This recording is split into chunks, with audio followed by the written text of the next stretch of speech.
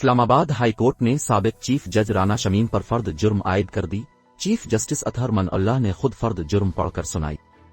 निजी टीवी दुनिया न्यूज के मुताबिक इस्लामाबाद हाई कोर्ट में साबिक चीफ जज राना शमीम के बयान पर तौहीन अदालत केस की समाअत हुई। बयान हल्फी केस में साबिक चीफ जज गिलगित बाल्तिस्तान राना शमीम पर फर्द जुर्म आयद कर दी गई।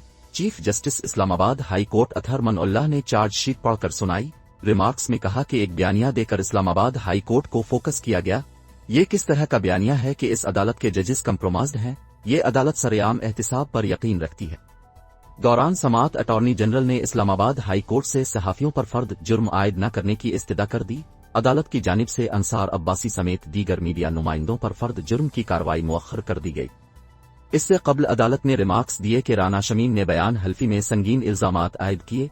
हमें कुछ नहीं छुपाना, न छुपाएंगे।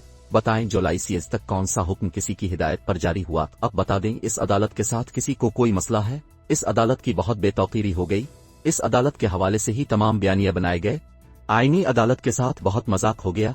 अदालत लाइसेंस नहीं दे सकती कि कोई ऐसे बेतौकीरी करे। चीफ जस्टिस अतहर मनअल्लाह ने रिमार्क्स दिए कि आपको एहसास नहीं केस पर असरअंदाज होने की कोशिश की गई। ये अदालत ओपन एहतिसाब पर यकीन रखती है। अखबार के आर्टिकल का तल्लुक साकिब निसार से नहीं, इस्लामाबाद हाई कोर्ट से है। लोगों को बताया गया कि इस कोर्ट के जजेस कंप्रोमाइज्ड हैं। केस 2 रोज बाद समाअत के लिए मुकर्रर था जब स्टोरी शाये की गई। अगर कोई गलती थी तो हमें बता दें, हम इस पर एक्शन लेंगे। अदालत ने राना शमीम पर फर्द जुर्म आयद कर दी, जिसमें राना शमीम पर आयद इल्जामात पढ़कर सुनाए गए।